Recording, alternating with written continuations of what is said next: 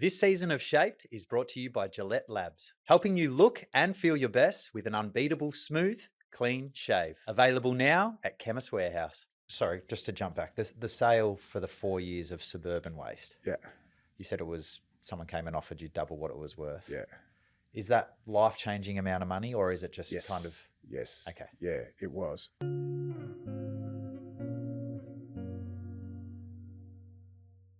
Scotty Wynd.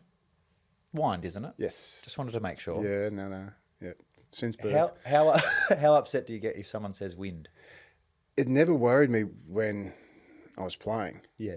Annoyed my uncle. Probably annoyed my dad a little bit. Probably annoys me more now when I hear my daughter's name at basketball called as Wind. Yeah. But as long as they're being called, I've always said, who cares what they call you? That's a great way to start. Now, I know coming on a show or a podcast or a video series is not something you typically do, if ever. You're very private, very humble, like to keep everything kind of to yourself. How uncomfortable are you sitting here right now? Look, it doesn't really worry me. I just don't have a passion or a need for it, and it's just never been me. Yeah. I think we spoke previously that I find my life pretty boring to a certain degree. I whether it was through football or anything, what I've done after footy, you just do it, and you don't perceive it to be of interest to other people, I suppose. So, people occasionally bring up now for quotes or to talking about Ruckman at the time. Why do you want to talk to me? There's plenty of other people. Yeah. And I don't do social media, nothing like that. I don't particularly like it. I understand it's part of life now, but no, I'll just stay away from it. Is there part of your upbringing that kind of has instilled those kind of philosophies? Like, you don't need the pats on the back, or I remember a conversation we had over the phone. You said, I think the term champion or the greatest ever is a term that's overused in society today. Yeah, great, champion. They're throwaway lines, and I don't see myself as that because I'm realistic about myself. And when other people, it's just throwaway lines. They're a great team. He's a great player. All that sort of stuff. To me, the greats are, when you're talking about the Bulldogs, the Chris Grants, the Scott Wests, the Doug Hawkins, the EJ Wittens, Marcus Bontempelli. There's good, and then there's great, and then there's champions, I think. Yeah. Regarding, I probably always consider myself pretty quiet, mostly growing up. We moved around a fair bit. You had to make new friends every couple of years, and it's always awkward. It always takes a while to feel comfortable. And then once you feel comfortable, you're moving somewhere else. Yeah. So it was easier. Luckily, I could play sport. And if you played sport as a kid, you always found friends. And if you're half decent at it, you found even more friends. Yeah. So that was a good thing, being able to get to know people through sport as a kid. But yeah, I suppose it's just always been me to a certain degree. Just take it as it comes. Go about your business. Yeah, do your job. Yeah. Do your job. It's a good ethos. You said you grew up and moved around a fair bit every couple of years. Yeah. Started in Wagga. Yep. Born in Wagga. Brother Born in Paul. Wagga. Yep. Any other siblings? No. Paul came along a few years later, so he's 6.5 years younger than me. Born in Wagga, but lived probably an hour and a quarter out of Wagga, a place called near Area Park. Area Park's famous for the Danaher's coming through. That's where they played their footy before they come to Melbourne. Lived there for a number of years, and then with Dad's nomad work, pretty much we moved every 18 months to 2 years. What was he doing? Everything. With himself? Yeah, right. Everything, whether it's owning milk bars, whether it's starting food manufacturing businesses, whether it's running not so much a hostel, but a place in Sydney in Mossman where residents, and they would live there, and they cook for them and everything like that. French Bakehouse startup for years. They had for a couple of years, and it was just moving. We lived in Sydney twice. We lived in Melbourne 2 or 3 times. Country New South Wales a couple of times as well. So we'll come to your business journey and maybe the way that influenced your appetite for an entrepreneurial kind of future. But the key influences in the Wynd household growing up, your old man did play a couple of games. Yep. Was it just footy or was it all sports? It was pretty much basic. I mean, it was cricket in the summer, footy in the winter. Yeah. And that's what it was. There was no NBA, you didn't have Foxtel or anything like that. You watched the Channel 9 cricket team. And then, especially in Sydney, you watched the Sydney Swans because they were the only game they put on TV up there in Sydney. So, no, definitely, look, sport played a big part from the time I was 6. And it was the old man, he was very pedantic. He was a pain in the ass, in all honesty. You had to have your socks up. You had to have your boots cleaned. You weren't allowed to play unless your boots were cleaned before the game, and jumper tucked in, and even the way you tied your laces on your boots, you had to have a triple crossover before you did the bow so that the laces didn't come undone and all this sort of stuff. So, it was lessons had to be learned, and if I didn't do them correctly, I was in trouble. On the laces, can you teach me after we finish here how to do the triple? Because my daughters, it feels like, particularly my eldest, in basketball, footy, I feel like every 5 minutes her shoe comes undone. Even if you double knot it, doesn't matter. I don't know whether laces are made differently these days. It unfortunately actually worked. But that was, I didn't want to tell him that it actually worked. And it's funny, I teach my kids the same way. But it's just things that sink into your head, and at the time you rebel against it. But then it works. I also love the cleaning the boots one. I had this conversation with my girls just the other night. They played in wet conditions. Boots are very muddy, and I gave the eldest a couple of wipes. I said, make sure you clean them because it's a rule. You can't go to training or the next game with dirty boots. And she kind of looked at me like, what do you mean? Like everyone else they're does. Boots. They're meant to be dirty. Yeah, everyone else does.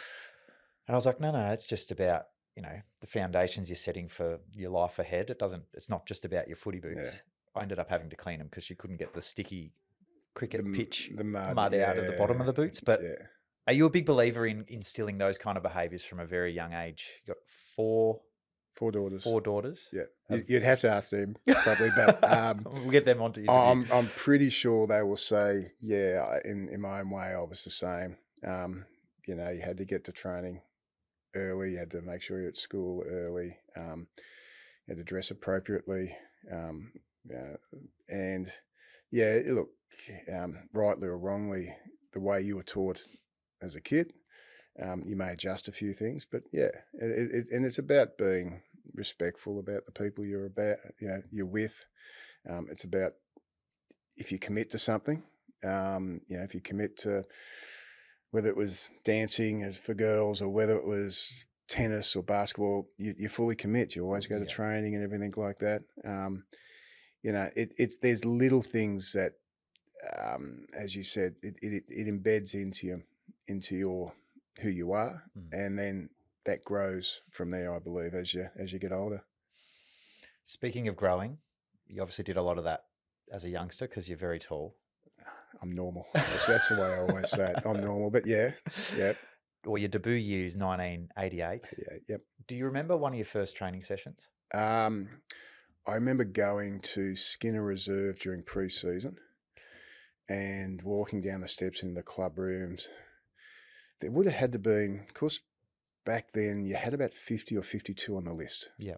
You had seniors, reserve, then you had some 19s training with you as well. And there would have been 60-odd players running around 30 to 35 degrees, Skinner Oval, if you know Skinner Oval. It's a home of pre-season footy during the 80s and the 90s. Yeah. No trees, just open space, and just being so intimidated. You'd you'd stand there. They were either doing having shots and they'd kick them back out and trying to take pack marks, or you'd be standing 15 metres opposite each other, just short passing.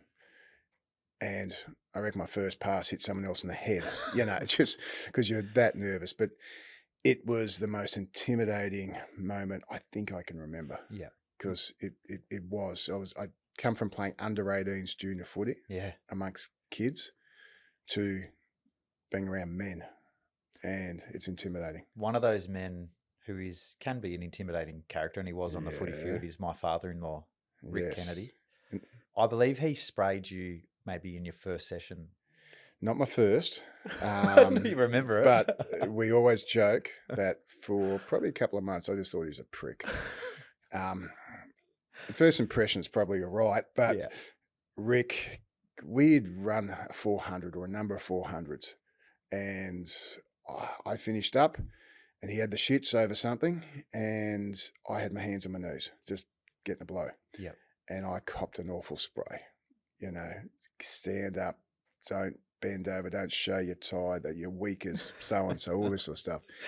And as I said, I've told him multiple times that took me about a couple of months to get over, and I learned from then. But I did learn not to hunch over after a 400. So, yeah, he was very intimidating. He was a big unit, and he just commanded respect. But yeah, it was a good initiation. Well, it must have been a pretty good initiation because you fastly become a very, very good player. I won't say great because I don't want you getting upset. Thank you. And you were widely viewed post-career as one of the best ruckmen of the modern era. How does that sit with you? You win the Brownlow in 1992. Yep. You feed Libba one in 1990. I think he did it right that year. Look, that's something I'm comfortable with, because that was who I was. I was a ruckman. Back in the 80s, they had Paul Salmon coming through and being so successful as a tall forward. So they thought everyone over 200 centimetres must be, we've got to try them at full forward because it worked for Paul Salmon. Now it's common. Now you're 205 centimetres, you're playing forward, you're playing back, all that sort of thing. But for me, I love the ruck. I love being around the contest. I love the battle, the one-on-one battle with the other ruckman. And the 90s had some good ruckmen during that period. I had to learn against the Madden brothers, and then there were some other bigger units that had 10, 15 kilos on me when I first started. Yeah. But I really enjoyed it. And I do think that, I developed my tap work under Gary Dempsey. He is one of the greats. And as a ruckman, you get to a club, you jump as high as you can, you tap the ball forward or punch the ball forward. That was what a ruckman did. Yeah. But as you learn, as you grow, as you develop, you realise it's not just about winning the taps; it's what you do with it too. So it was the part of the game that I really enjoyed playing. The ruck work, the body on body stuff. Through your footy playing career, who had the greatest influence on you initially from a playing point of view? Would it be Gary Dempsey? As a ruckman, yes. Yeah. Yeah, as a ruckman, yes. I mean, Demps was a hard ass. He was old school. He was probably my hardest competitor when I was there. He was harder. Playing against him, I sometimes felt was harder than actually playing on the weekend. Yeah. Because he just didn't like to lose. He just opened my eyes up to, it's not just about winning the contest. It's what happens where you drop the ball, you follow up, your relationship with your smalls as well. You've got to have a good understanding with them. In regards to coaches, always play a big part. First coach seniors was Mick Malthouse. Only had him for a couple of years, but he gave me opportunities when I don't think I was ready for it. He played me when I don't think I really deserved it. In 88, played one game in 88. '89, I played most of the season. And at the time, I wasn't quite sure whether, what he saw, but he gave me that time. He moved on, and then we had Terry Wheeler. Terry Wheeler was a really, really good coach. Before his time, with what he set up, he allowed me to play that Ruckman defensive type role that, especially in the early career, allowed me to have a bit of success by dropping back in front into the back line, being that spare player and everything like that. And he just allowed me to play, I suppose, what was my natural game at that time. Yeah. And then Terry Wallace, we had Joyce in between for a short period of time, and then we had Terry Wallace, who became that person who pushed, getting towards the end of your career. He got me to reassess how I went about things and play my role a little bit differently. Yeah. And push past trying to conserve yourself, conserve your body, making sure you get through the next 3 or 4 years. We almost had the things where I played from year to year for my last 4 years. I had 1-year contracts for my last 4 years of my career because that's what I wanted, because I just wanted to play year by year. On edge almost. Yeah, and that was, I think the coaches play a big part, or they did for me. Yeah. You captained the club for 6 or 7 seasons? 7, 94 to 2000. How did the way you went about it change once you had the title of captain, or did it very much stay the same? Yeah, I wasn't ready to be captain. I remember we got called into a meeting. It had Rick Kennedy, it had Steve Wallace for a year, Doug Hawkins, and Steve and Doug were still there. Yeah. Plus, your Steve McPherson's, Peter Foster's, these sort of guys were still floating around. And at 24, they gave me the captaincy. I wasn't ready. I didn't see myself as a leader. I didn't see myself as a captain. I honestly thought Simon Atkins would be the next in line. And it was daunting. I don't know how you went your first year or two, but for me, I just wasn't ready. And probably the main reason, I look back and I've thought about this, even when I was playing, until I saw myself as a leader, until I saw myself as a captain, I couldn't be comfortable. But I don't see how other people can see you as a leader as well if you don't see yourself as one. And the game changing, I think pre-captaincy, everyone's got an ego. Everyone likes to see their name and the best on the next day in the paper and all that sort of stuff. And you want to do well. I think once the captaincy sunk in, it wasn't about where you finished in the best and fairest. It wasn't about getting your name in the paper. Both great, nice to have. Yeah. But it was once the captaincy, once I really absorbed what I needed to do, it became how I can help the team. Yep. And whether it was playing in the back pocket on Corey McKernan, or whether it was sitting on the bench for a period of time while Luke Darcy or someone like that's running around, that's what you did. I think it made me a better person, a better teammate, because it was about team. Do you have any regrets from your football career at all? Hindsight, I always say hindsight's the best superhero power you can have. With hindsight, you never make a mistake. You always choose the right option. You always do the right thing. I don't think there's necessarily any regrets. I think, could I have done things a little bit differently looking back with a lot more knowledge and education as a captain? Yes. There's a couple of, I don't like coaches normally being sacked mid-year. I had a couple of those. Terry Wheeler at 2 years. I was captain for 2 weeks or 3 weeks, and Wheels got the boot. And Alan Joyce, I just don't like the feel. I think if you commit to something, you fulfill it. Yeah. And if you don't think they're the right coach, then you've got to sit down and go through it with them. And I think as a captain with Joycey, I should have probably stepped up a little bit more. It was the right decision to change, but things can be done a little bit better.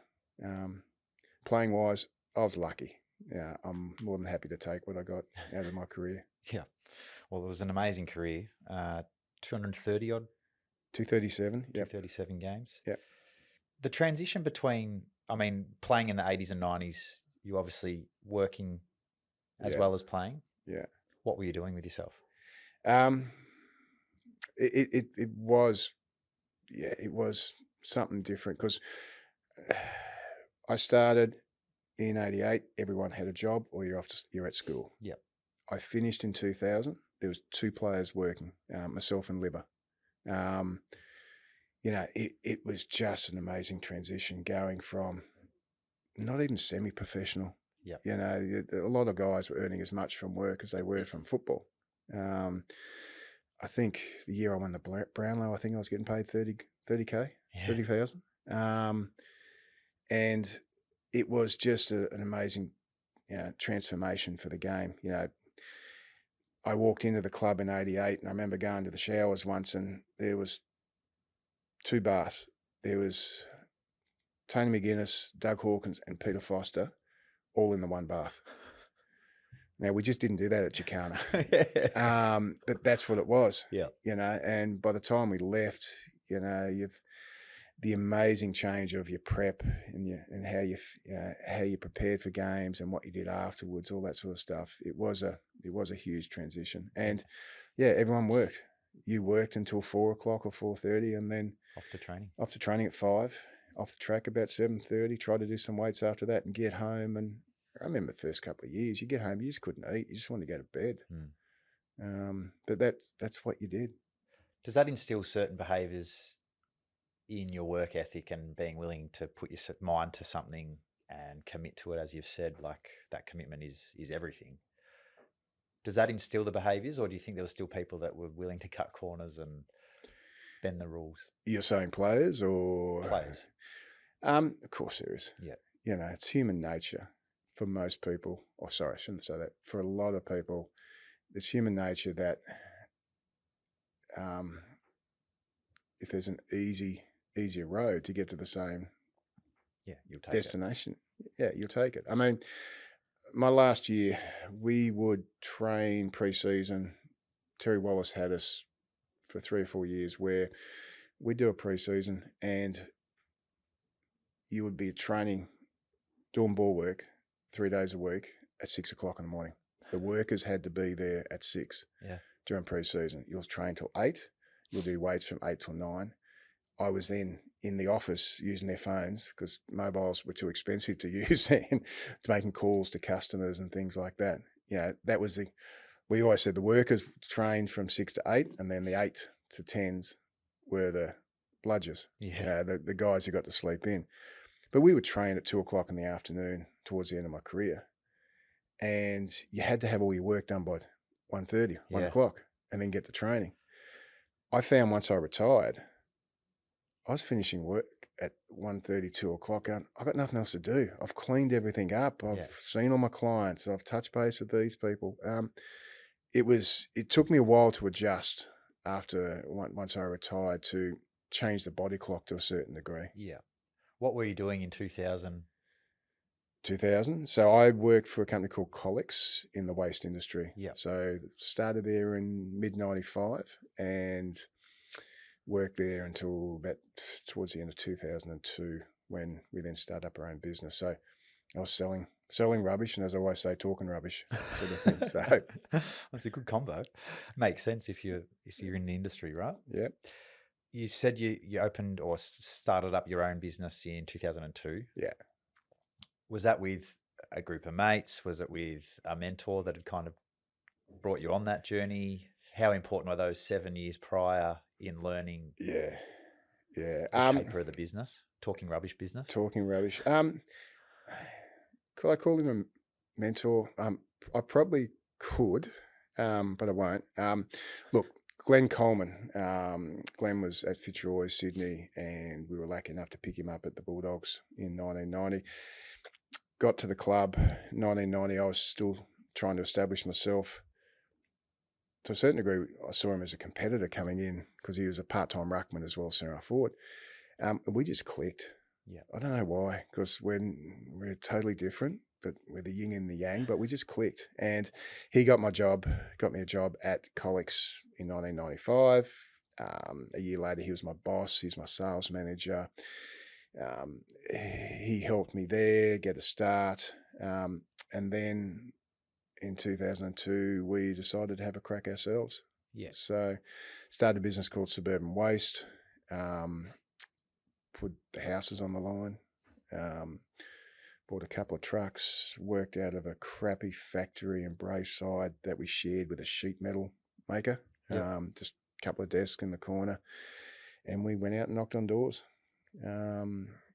It's amazing how hard you work when you got your house on the line. Do you see that in today's society with people that set up businesses? And there's a varying range of different businesses that you can do, whether it's online, not online, whether you have to literally go and door knock people to achieve getting business in the door. Are you surprised at what people think should happen versus what needs to happen based on your experience? I take my hat off to anyone who starts their own business. Yeah. Okay. Because of the vulnerability? Yeah, but they're having a go. You know, I think governments nowadays don't appreciate and don't subsidise and look after people trying to start up a business, because that drives an economy. You know, businesses start from scratch and they can grow really quickly, or they can go really small, slowly, and only get to a certain level, but they're still contributing. Yeah. You know, people who are prepared to do that, I take my hat off to them. You know, I always had a business, the want to run my own business when I was playing footy. Dad ran multiple businesses. Yeah. Do you think it stemmed from the experiences of... 100%. And did Dad, and I assume Mum was part of that journey as well, as much as she might not have worked in the businesses, she was there supporting him? Yeah, she had to put up with run 2 kids. You know, most of the businesses Dad was in, he worked 6 days a week and full days. And a lot of them were starting at 3 o'clock in the morning, whether it's a milk bar, whether it's the French bakehouse, whether it's, you know, running a hostel type thing.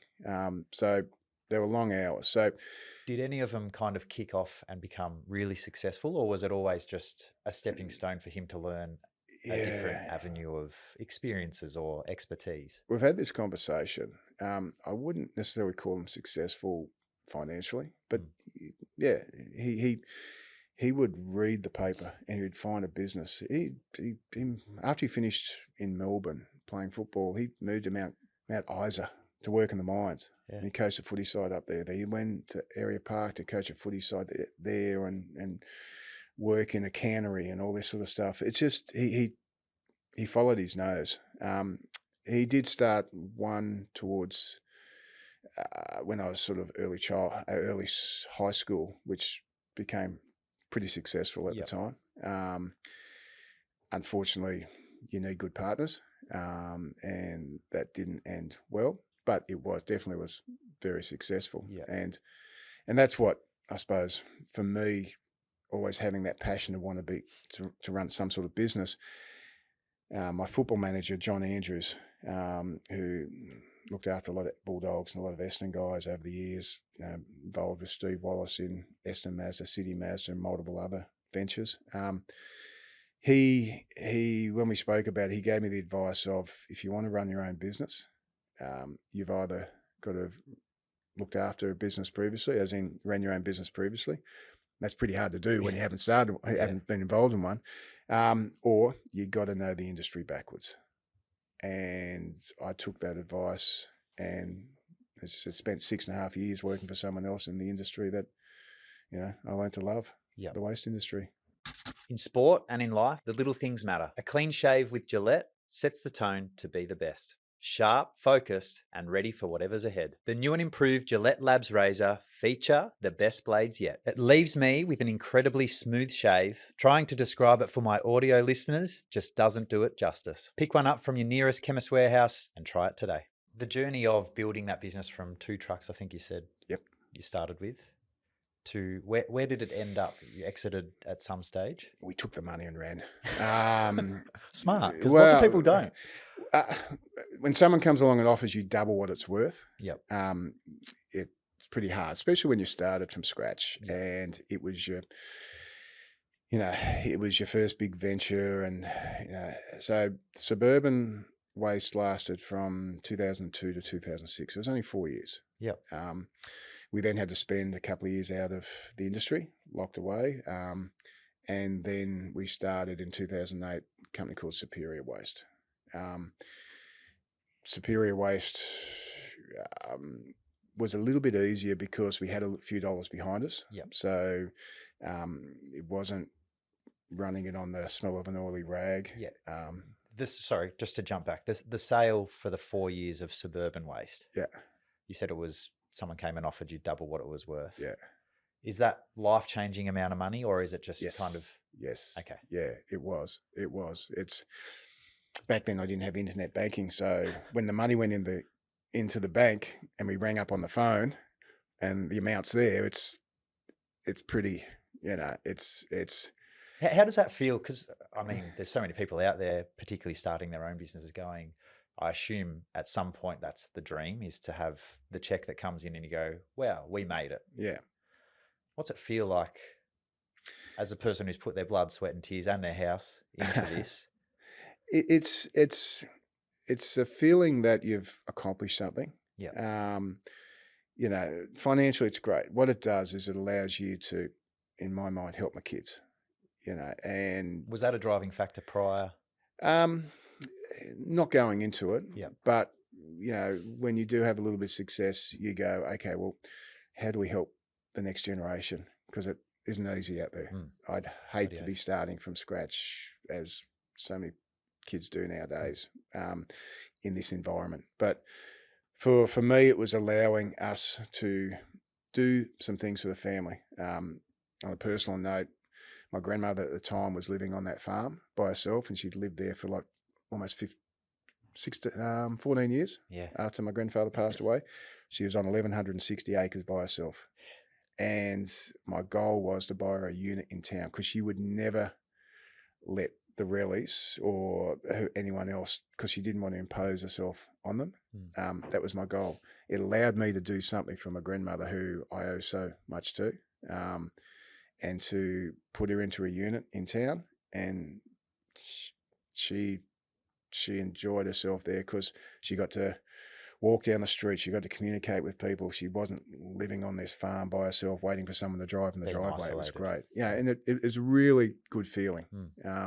But to be able to look after your family moving forward was a special feeling. It was good.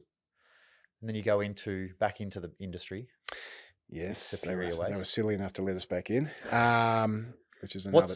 What makes you make the decision? It's kind of like, we've done it once. We kind of know what is required. Yeah. There's unfinished business, or we can make something even more of this. Or were you bored? I suppose yeah, I couldn't stop. I was 36 at the time. So it's unfinished business is a good thing. I mean, why didn't you stop after one premiership? Why didn't you stop after two? There's opportunities. It's not rocket science, our industry. We know how it works. We know what to do. And we were too young. I didn't want to start anything else. And as John Andrews, my manager and to a certain degree mentor, said, if you know it, go for it. Go for it. Why? Don't try and reinvent the wheel. So it was something that we thought, why not? Because it was unfinished. Yeah. We to a certain degree we sold too early, but the golden goose was too much of an incentive not to. Okay. Sold too early the first time round? The first time, yeah. Second time round, business Yeah, it was a longer journey, Yep. much longer journey. So 2008 we started, again, myself and Glenn Coleman. Um, we, I think it was about 2017, give or take. It's We a got good in a, year, 2017. yeah, there's a few good years there. 2017, I think it was, we got approached by a consultant who wanted to try and do something a little bit different in our industry and approach private equity. Yep. Normally in the past, anyone who sold, you'd sell to one of the standard businesses, Cleanaway, Veolia, Suez, JJ Richards, all that sort of stuff. And we thought it was a joke to start with. Who's going to look at this? Anyway, we got private equity, chatting with private equity, a couple of them, they sort of floated our figures to various ones. And probably after about 6-9 months, the consultant come to us with a deal where the private equity would buy 80% of the business. Yeah. Yeah, it was a good price, and they would then invest into us to run the business and grow it from there. And it grew significantly from there. That journey of bringing on private equity as compared to what it had been in the past, was that all new and something you had Yes. to educate yourself on? And I assume you were still relying on some of the same mentors or people that you trusted with industry expertise or just feedback? It's private equity. It's just a different. We'd never had a board meeting. Yeah. We're going to have one every month. Why? Just look at the figures, and they, to their credit, we got a fantastic CEO. Glenn chose the perfect person, the person who would listen and learn, because he was new to the industry. He's from transport, and would let us still, to a certain degree, do it our way and learn why we do it that way. But he was fantastic, but the longer it went, the harder it was and the more restrictions. If we wanted more bins, you just go and buy them. You don't have to fill out forms. And, and the more you grow, this is probably the biggest thing. The more you grow, the more people you employ. Or if you buy a business, you bring on those people. You didn't employ those people. And that became very difficult and frustrating. Yeah. Because it's like a talent pool in football. If you keep adding teams, the talent pool drops. Yeah. And that potentially drops the standard of the whole competition.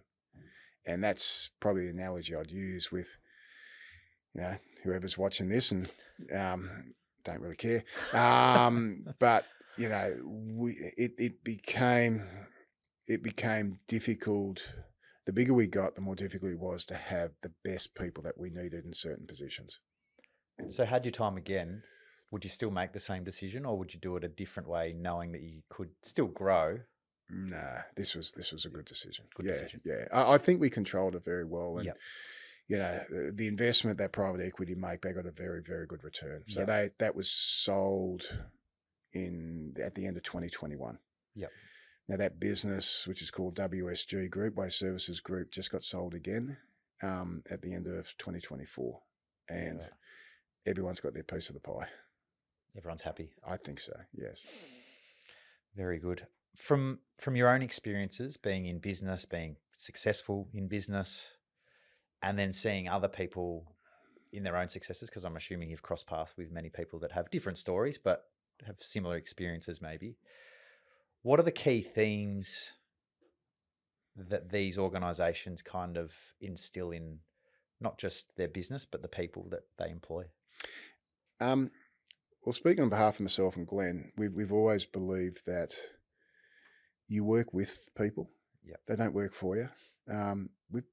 It was only as you grew that you had to put titles in, but don't have titles. Every one of my cards has never had a title on it. Every one of Glenn's cards has never had a title on it. Yep. If a bin needed to have the wheels fixed because the driver needed a hand and we couldn't get someone to do it, we'd do it. Glenn would deliver bins. we always thought that, especially as a growing business at the start, people worked with you. Your employees, they were employees, but they were just teammates. Part of the team. Yeah, and get the right people. Having a trust in your business partner is the most important. I can honestly say I never looked at a bank statement. I never looked at the ins and outs of what's going into the account because that was Glenn's area. Yep. And we just had that trust.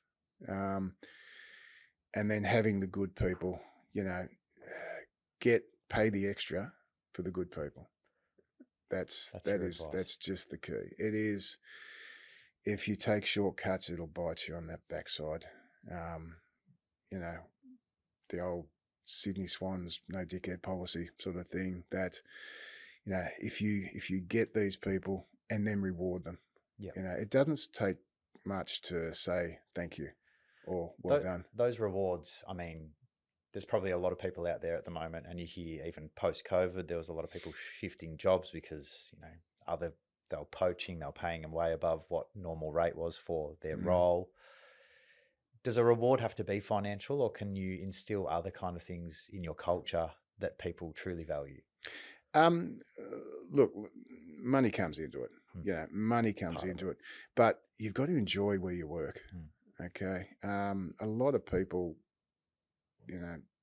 whether it's drivers in our industry or whether it's sales staff or admin staff, a lot of people wanted to come and work for us. Yeah. But they weren't the right fit. But the people we targeted, everyone wants $1, but it was about being respected for what they do. We spoke quickly on the phone. The back pocket is just as important as the Brownlow medalist in a team. Yeah. Because without them, the job doesn't get done. But I really liked having the employees. As I said, it doesn't take much to ring up and say, hey, thanks for today. It was a great effort. And that sometimes, means more to them than, here's $100 or here's a little bonus or something like that. I just love saying thank you. I love rewarding people when they do the right thing by you. Yeah. Through your journey, I'm sure there was people that maybe disgruntled the organisation or... No. How do you get people either on the bus when they are that way inclined, or how do you get them out? Getting them out's really hard nowadays. Yeah. Is there any lessons through your journey that... we would do things differently with who you Glenn's just started another business. So he's started another business. Round three. Yeah. He got out before I did. So his exclusion was a lot less. But he started another business, and he's now working on the philosophy, just don't pay the extra, but get the right people at the start sort of thing. I mean, does that sometimes mean you go slower to grow better rather than faster? Well, hopefully those are the right people who do grow quicker. Yeah. And they're twice as good as the next person down the line. But, if you don't remove the infection just grows, and it infects other part of the body. All I do is, if a person's not moving the same direction you got to talk to them. Yeah. You got to explain, you're not happy with the way we're doing things. Okay, this is the way I think we should do it. Prove me wrong. Yeah. And if you can prove me wrong, I'll listen. Yeah. I'll listen. If you don't think this is right, okay, I'll listen to you, but this is why I think it is right. And most reasonable people, if you just sit down and chat to them and talk to them, then they understand where you're coming from. If they don't listen, then there's nothing you can do. Yeah. Unfortunately. Change is needed. Yeah, there is. Was there a low point through, whether it was your footy or your business journey, that really did flatten you in your life? I've been, touch wood, pretty lucky. Where is that wood? There we go. Look, had to deal with some health issues, which, hits you pretty hard. And then you got to have your moment, and then you go, okay, it's time to fight. Yeah. Football wise, there was a couple of years there where injury just killed me, and it was injury after injury after injury. And you get to the point, and I was 24, it was 94, I'd just been named captain, I had the worst year of my career, only played 9 games, and you start questioning things. Yeah. And, I'm the type of person who does bottle it up, but then I go, okay, well, I've got to deal with it. Yeah. How do I deal with it? And then come up with a plan. Yeah. And How that's do you deal with it? me. I sulk for a while. I do. I need my moment. Yeah. I need my moment. And do the people closest to you know that, okay, Yeah. he's going through something at the moment, we need to let him be, and then we'll be there for him? Yeah. Or do you not tell anyone? No. Well, yeah, I'm probably that person who holds it in, but it doesn't take much to figure out when things aren't. Something's in my head. Yeah. My employees always used to say, if something went wrong, I didn't yell or rant. I just went quiet. I didn't talk. And that's when I knew I had I wasn't happy. But for me, it was just, I needed to reassess. And I think that's important, that don't make decisions, don't do things off the cuff. Yeah. Think about it, go through plenty of scenarios, options, whatever it is, and then deal with the problem. You respectfully grew up in an era where mental toughness and, blokes, all they wanted to be known for is being tough and resilient. And do you view, even, recent times with some of the passings of past AFL players and so forth, how close are you to the challenges from a mental point of view that the past athletes or just any human being have currently? It's scary. Yeah. It really is. I've had an uncle commit suicide. I've had a cousin commit suicide many years ago. And you just wonder what's driving them at that point. And it's unfortunate, it's a plague. And you can't help what's happened in the past. You can't help, whether we're talking concussion or anything like that, but all you can do is drive it from now and then try and help. My beliefs, help as much as you can. Now, some people won't accept it, unfortunately, through whatever reason, but all you can do is try and be there for those people. And I would hate to think what I call them kids. Yeah. Even though they finished their career, they're still kids. It's a different type of environment we live in now. You got concussion when we played, go back on the ground. You had a bad game, toughen up, go next week. But it's happening more and more. And I think that's great for society. I think it's great for football and all sports that we treat injuries to the legs, to the arms, to the body. There's a process. How do we treat the head? And I think the game is learning. But there's so much further to go, because a leg will heal, a mind can cause a hell of a lot more damage. Yes, it's very sacred. Talking about football journey, the challenges that come with that, business journey, the challenges that come with that, but also the highs, because there's obviously many great moments as well. How has the way you define success changed from 20 years ago as compared to now? Or has it not? What is success? I mean, in the end, it's what you think it is. Winning a Brownlow and 3 premierships is pretty good. I think that's pretty successful, but it depends on where you set it.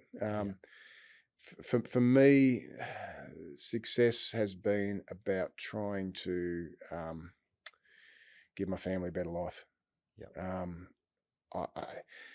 Football, I always needed some sort of competition, and football was that. As a kid, I was very competitive, had to win. Rightly or wrongly, that was it. That's what drove me. I liked winning. With football, we didn't win a premiership, but from where I started and with where I rate my ability, and as having a few injuries as a kid and things like getting to play what I did, I see that as successful. Mm. Business wise, it's the standards you set yourself. I loved our business because I was competing against the opposition. I was competing against other waste companies. I was trying to get the work. I was doing a lot of the selling, sitting down in front of someone and convincing them to trust you. And that's all selling is. Yeah. People won't buy off you if you don't sell. People won't buy off you if you don't trust them. Yeah. So for me, it was that little bit of competition that sort of drove me in business as well. But success is what you're comfortable with, I think. Yeah. Touched on the competitiveness, and so many of the people that you speak to go, do you have any regrets? It's like, oh, I didn't enjoy it enough, or I didn't celebrate in those moments where we had an opportunity to enough because I was so focused on getting better the next day or chasing the next thing. Do you think that's part of the inner competitor that actually is a trait that you need to have to be successful? I think so. Because there's luck, and you need a lot of luck. That's my that's the Kerry Packer theory. But with that and bottling it up with some hard work and also a bit of talent as well. Yeah, no, I agree with that. I mean, luck plays a huge part. If I don't go to the Bulldogs, I don't meet Glenn Coleman. If Glenn Coleman doesn't get traded to the Bulldogs, I don't meet Glenn Coleman. I don't go into the industry that I'm in, or I've been in. You've got to have drive, and that's what I was talking before about. Tip my hat to any person who starts their own business because they do have drive. Then you need the persistence, and then you need to be competitive, whether you're competing against yourself in your own head, or whether you're competing against an opposition or whoever. You need to. I think you need that to be successful in business because it's got to be a driving factor in my mind. Yeah. You've touched on some of the things you've instilled in your own kids through your own family, and the fact that a lot of your driving or drive to do what you've done has come on the back of wanting the best life and situation for your own kids. 4 girls, ranging from 32 down 19. to 19. 4 kids is amazing, by the way. That's Three's hard enough. It's not me, it's the wife. My wife did all the work. Jody did all the work. She's the amazing How much do you take your hat off to her in the way that she's been an amazing supporting act for you, I'm sure, but also just effectively running the house? Well, that's how it works in my house. And they do. I mean, during your career, they wait for you. Yeah. They tolerate a lot of shit. They do. And, I hadn't told too many people this, but I remember once we had a fight on the way to the game and I played well. So there were stages there where I'd pick a fight just to, because, you get that work once, it's got to work twice. Yeah. But, they wait, they go and, kids are at the creche and, they wait for you after the game and, good game, bad game, they're there for you. The kids scenario, they are, especially with girls, I think, their connection and what they do for them. Football, 2 of my girls sort of were primary school by the time I'd finished. So they, I didn't see them as much because work, train, sleep, work, train, sleep, play. And, Jodie was running around doing all the chores, as well as working from time to time back then as well. So, like I said, with a good business partner, to have that support behind the scenes and in front of the scenes, like without her, we don't achieve what we have as a family. And it's just having that support. And again, like Glenn, I got very, very lucky. Like you, we got lucky. We met when we were 18, 19. So it's been a very, very what's the words? Very lucky. As you said, very lucky to have found her. And a fruitful journey together with obviously the 4 girls. You said 2 of them were in primary school by the time you finished playing. How has being a dad to 4 girls changed as they've got older? More alcohol. For you or for For them? me. Look, they put up with me. But for me, it's luckily the older 2 helped out a lot with the younger 2. So I had 2 before I retired. One just as I was retired, just after I retired, and then, as I always said, after a few bottles of red, the other one a few years later. But they were very helpful. They're very close, the 4 girls, even though there's a range there. They're still we still holiday together most years. They're always after a free holiday. And I think that's great. Yeah. They have their own catch up for lunches or dinners and things like that. Mother's Day was only a couple of weeks ago, and they put on breakfast and everything for Jodie, and just they help each other, and that makes it easier on us. But look, very proud of them. Ashley, the oldest, she's involved with Glenn now in the new business. Talking trash? Talking a lot of trash. And the second one, Jessica, is a school teacher and doing very, very well at that. And I tip my hat to any of those school teachers. Me too. They are amazing. Haley, my third one, is playing a bit of basketball while also working in the business too at Independent Waste. And Zoe's doing business, a business course as well. So, they're out there, they're active.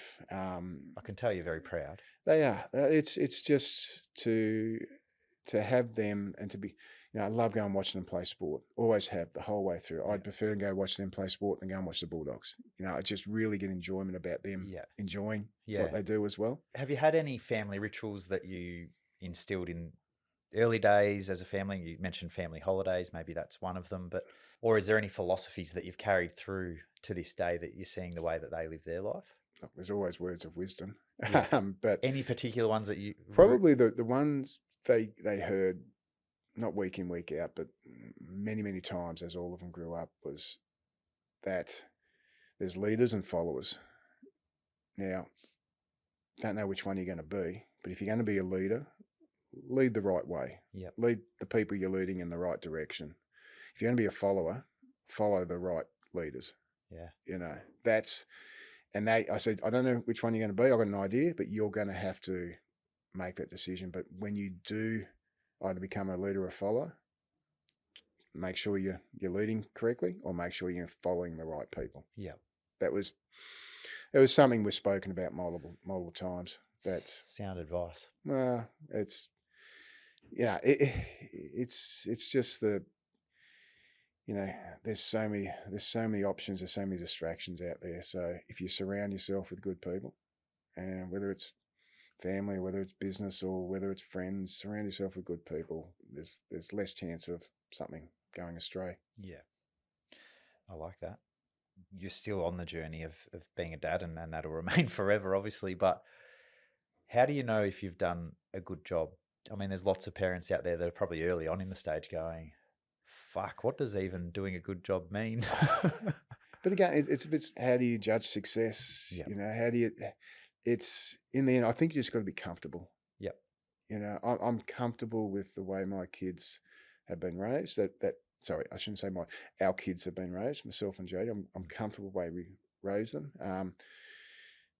She used, how she was brought up, and she was brought up in a fantastic family as well.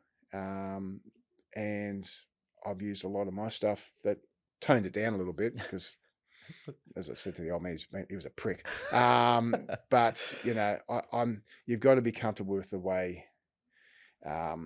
with how they're doing things, how they go about things.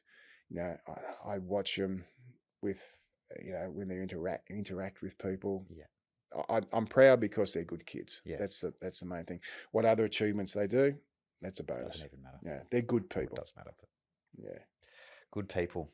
I'm going to finish with 3. They don't need to be quick fire, but they might be pretty quick fire. And the final one is one that we always finish on. But the greatest piece of advice that you have received through your life. Oh, okay. I'm going to go a little bit left field.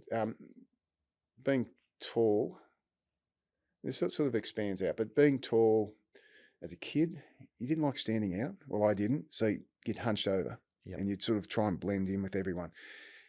Grandfather said to me one day, he said, I was only about 12, 13, 14. He said, stand up straight, son. Be proud. Stand up straight. And I thought after that, yeah, bugger it. I am who I am and stand up. And, you know, just off the top of my head, it always stuck with me because I tell my kids the same thing. Yeah. Don't hunch over. Be proud to be tall. And stand up straight in life.